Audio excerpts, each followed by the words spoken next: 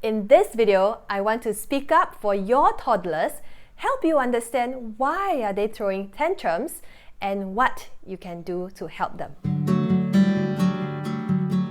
If your toddler is throwing tantrums, I want to congratulate you. He is developing well. When your toddler throws a tantrum, it doesn't make you a bad parent. He is not trying to make your life difficult. He is unable to verbalize his feelings and needs, yet, as a result, he is trying to communicate with you through this outburst of emotions. Let's dive deeper into what tantrums are, why tantrums are healthy, and what you can do to navigate them. Tantrums are uncontrolled outbursts of emotions, such as anger and frustration, typically in a young child. But sometimes adults throw tantrums too. I want to bring your attention to the words uncontrolled outbursts. There is a reason why your children are not able to control those emotions, because their brains are still developing. Unlike us adults, children do not have the ability to self-talk, to reason, to regulate their emotions and communicate effectively yet. If only your child can tell you in words that he is jealous of his new baby sister and he wants to spend more time with you. If only your child can tell you that he feels uncomfortable when water gets into his eyes during bath times.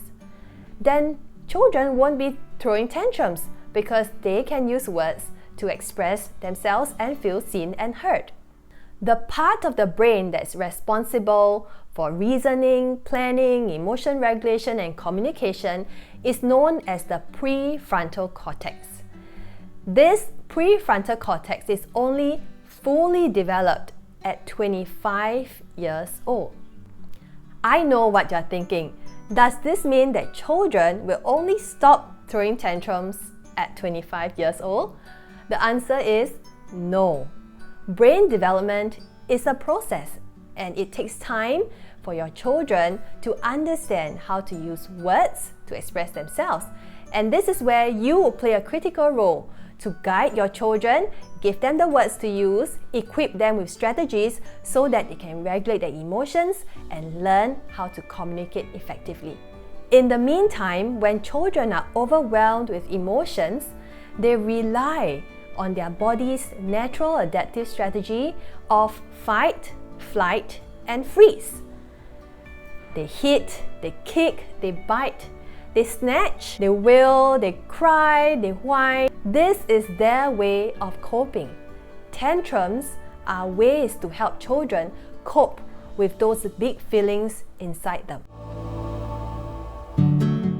Let's think about what happens when children don't throw tantrums. They will still experience these feelings because they are humans, and feelings have to go somewhere. If the feelings can't get out of the body, they stay inside the body. Psychologists call this repressive coping, and this is not healthy for your children's mental well-being.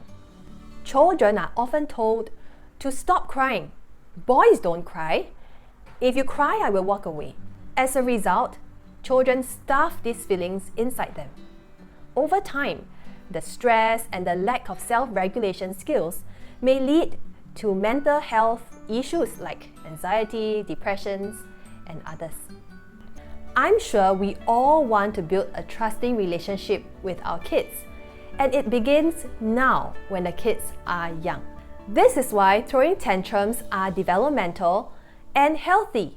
When your children can externalize these emotions, they release the pent-up feelings in them, they learn to cope and feel better as their body returns to the emotional equilibrium. You might be thinking, does this mean that I'm going to let my child bite, hit, and hurt others? Aren't these behaviors inappropriate? I agree with you. These behaviors are not acceptable, and that is why you play a critical role in guiding and supporting your children as you set firm limits and build skills in them. All feelings are okay, but not all behaviors are. This is the message that we want to send to our children. I am going to share with you the 3 C's to manage tantrums. I also have a free resource guide, Tantrums, the what, why, and how to manage tantrums.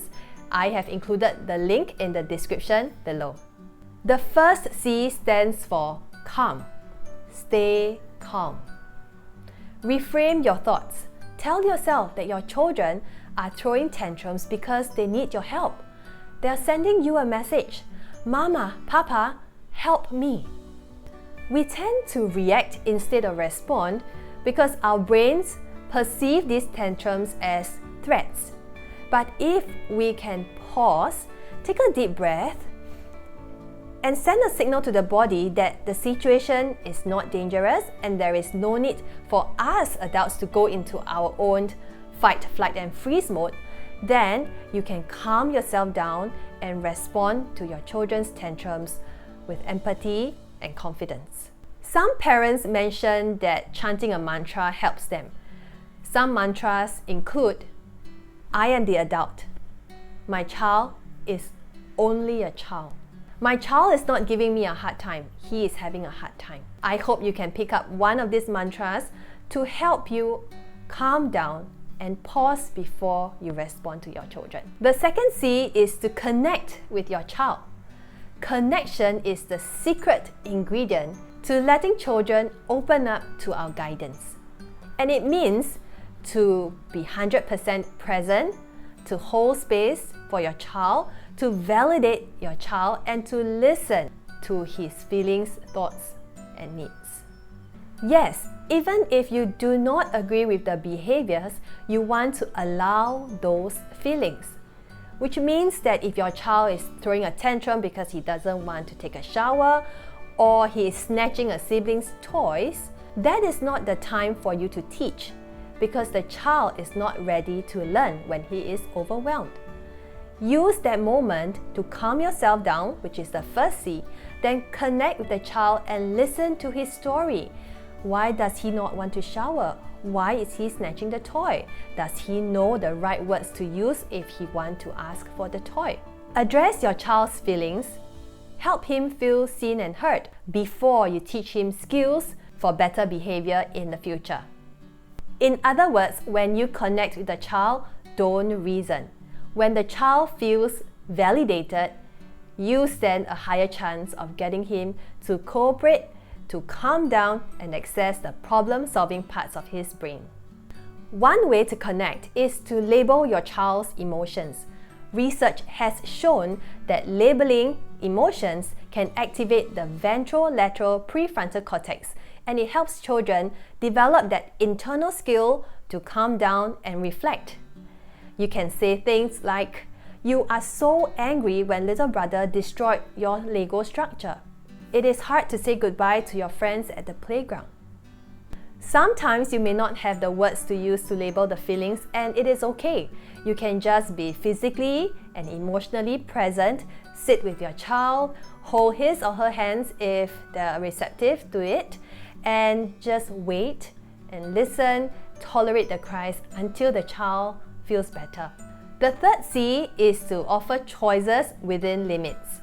If you notice that your child is often asking to do things on his own, pushing boundaries and insisting that things must go his way, know that this behavior is normal and developmental. Your child's job is to push limits, and your job is to set limits. Your child is doing his job. Are you? Children push boundaries to see how much control they can gain. Their bodies are growing and telling them to take charge of the situation. Children like to be in control, just like us adults. Very often as adults, we control what our children eat, what they play, what they do, what time they sleep. But think about it in a whole day, how much control does a child really have? Remember that children want to be empowered. They like to be involved in the decision-making process. They want to be in charge. So why not let them be in charge? In age-appropriate ways, of course. If the child refuses to buckle his seatbelt when he's in the car, this is a no-no, it's a non-negotiable, and we are going to step in. This is not the kind of control that we want to give to our children. One tip to think of as you offer age-appropriate choices is to remember that you make the big decision and your child makes the small decision. If it's time to brush his teeth, he can decide if he wants to brush standing on one leg or he wants to brush while singing a song. When children feel empowered and have the practice of making decisions, it builds capabilities in them to make wise choices, to regulate their emotions, and develop the resilience that they need to handle any adversities in life. A lot of times, parenting is about us and not the kids. If we can empathize and understand what they are going through at different developmental phases, then we can share our calm instead of us going into the fight, flight, and freeze mode. Ultimately, you want to prioritize the relationship with your children. In order to build a trusting relationship, you have to model the right behaviors. If you yell, they will yell. If you can respond to them calmly and confidently, they will feel safe and open up to you. Responding in a kind and firm manner is the essence of positive parenting, and I've always encouraged parents to read up more about parenting. Parenting can be learned. It is a disservice to our children if we have all this knowledge around us, but we don't use them. You can read books, you can listen to podcasts, you can read articles online. Just take the first step to learn and understand your children's development so that you can respond with empathy and confidence. Thank you for watching my video. If you like it, please share it with your friends. And don't forget to click the subscribe button and the notification bell. I hope to bring more helpful videos to empower you.